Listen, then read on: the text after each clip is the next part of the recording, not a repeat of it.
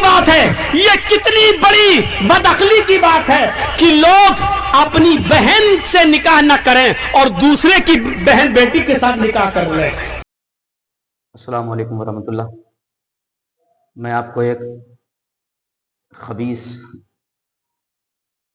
اہل حدیث کا ایک مولانا جس کا نام ہے جرجیس، تو اس کا ایک کلپ دکھانے جا رہا ہوں۔ پہلے آپ اس کو دیکھیے گا کس طرح اس کے دماغ پر، اس کی عقل پر پتھر پڑے ہیں۔ اس کا پہلے تھوڑا یہ کلپ سنیے گا۔ یہ کتنی بڑی بے عقلی کی بات ہے، یہ کتنی بڑی بدعقلی کی بات ہے کہ لوگ اپنی بہن سے نکاح نہ کریں اور دوسرے کی بہن بیٹی کے ساتھ نکاح کر لیں، جبکہ بہن اپنے بھائی کے مزاج کو جانتی ہے، اس کے مزاج سے واقف ہے، وہ جانتی ہے میرے بھائی کا غصہ کب آتا ہے، وہ جانتی ہے کہ میرے بھائی کا غصہ کیسے دور ہوتا ہے۔ ایک بہن اپنے بھائی کے مزاج سے اچھی طرح واقف ہے، وہ خوبصورت بھی ہے، وہ حسین ہے اور جمیل بھی ہے، لیکن یہ کتنی بڑی بدعقلی کی بات ہے کہ ایک بھائی اپنی خوبصورت بہن کو اور ہم مزاج بہن کو چھوڑ کر دوسرے کی بہن سے شادی کر لیتا ہے اور اپنی بہن کو کسی دوسرے کے حوالے کر دیتا ہے۔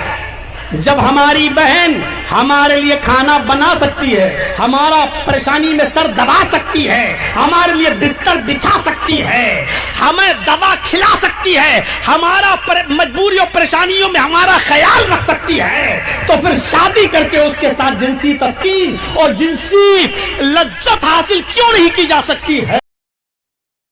دیکھا آپ نے کتنا بڑا گندا اور ناپاک انسان، یہ تو سرے سے ہی اسلام سے خارج ہے، قرآن کے خلاف بات کر رہا ہے، جبکہ قرآن میں اللہ تبارک و تعالیٰ ارشاد فرماتا ہے، یہ سورہ نساء آیت نمبر 23 ہے، جس میں اللہ تعالیٰ فرماتا ہے کہ حرام ہوئی تم پر تمہاری مائیں اور بیٹیاں اور بہنیں۔ تو قرآن تو صاف صاف بتا رہا ہے کہ تمہاری مائیں، تمہاری بیٹیاں، تمہاری بہنیں، تمہاری پھوپھیاں، تمہاری خالائیں تمہارے لیے نکاح نہیں ہے، حرام ہے بالکل۔ اور یہ کہہ رہا ہے، بتائیے، یہ ناپاک انسان کی ناپاک سوچ، ناپاک سازش، ناپاک باتیں اور ناپاک زبان سے ناپاک جملے۔ دیکھیے آپ یہ کس قدر بے کھٹک اور بے جھجک بول رہا ہے، اور وہاں سب بیٹھے سن رہے ہیں۔ ان لوگوں نے مذہب اسلام کو، جبکہ اسلام سے ان کا کوئی لینا دینا نہیں ہے، اور نہ ہماری نظر میں یہ مسلمان ہیں، مگر یہ دنیا بہت بڑی ہے، لوگ ان کو مسلمان ہی سمجھتے ہیں، کیونکہ یہ بھی ان کے چہرے پہ بھی داڑھی ہے، ٹوپی ہے، قرآن پڑھتے ہیں، نماز پڑھتے ہیں، تو لوگ تو مسلمان ہی سمجھیں گے نا۔ تو لوگوں کی نظروں میں مسلمان ہیں، اور جب اس طرح کی بات کرتے ہیں تو غیروں کو، اغیار کو جو ہے موقع ملتا ہے، اور وہ پھر ہم پر انگلیاں اٹھاتے ہیں۔ تو بدنام کریں یہ، انگلیاں اٹھائیں وہ، اور جواب دیں بریلوی، جواب دے بریلی۔ تو دیکھیے ان لوگوں کو کہاں تک سمجھایا جائے، کیا کہا جائے ان کے بارے میں۔ یہ وہ لوگ ہیں کہ ہم تو ڈوبے ہیں صنم، تم کو بھی لے ڈوبیں گے۔ یہ تو مر رہے ہیں، ڈوب رہے ہیں، ساتھ میں تمہیں بھی لے کے ڈوب جائیں گے۔ ایک کلپ اور دیکھیے گا، اب میں دکھا رہا ہوں آپ کو، اسی کی جماعت کی مولانا ہے، اور وہ دیکھیے کیا بات کر رہے ہیں، اور پھر ان کی جو جملے ہیں اور جو بات کہہ رہے ہیں اسی پر ریئیکٹ، اسی کی جسٹ فوراً کسی نے بہت خوبصورت اس پہ ان کے سوال کے جواب میں ویڈیو لگایا ہے، دیکھیے آپ۔ جماعت اہل حدیث کو بدنام کرنے والا سنو، ہم وہ جماعت ہے جو جماعت سیدھے جنت میں جانے والی ہے۔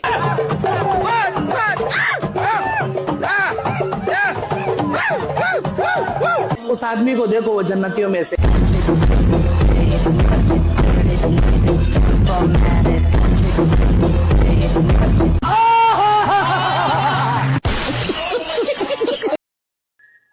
تو یہ دیکھیے، دیکھا آپ نے، اللہ کی پناہ، یہ وہ جماعت ہے جو سیدھی جنت میں جائے گی، قطعی سیدھی جنت میں جائے گی۔ کیا ہے؟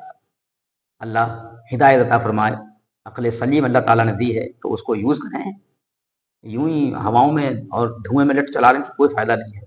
قرآن پڑھتے ہیں، قرآن نہ جانے کیا پڑھتے ہیں، سمجھتے ہیں نہیں سمجھتے ہیں۔ جب اللہ دین لیتا ہے تو عقل چھین لیتا ہے۔ یہ وہ لوگ ہیں، سونے والوں جاگتے رہیے، چوروں کی رکھوالی ہے، سونا جنگل رات اندھیری چھائی بدلی کالی ہے، سونے والوں جاگتے رہیے، چوروں کی رکھوالی ہے۔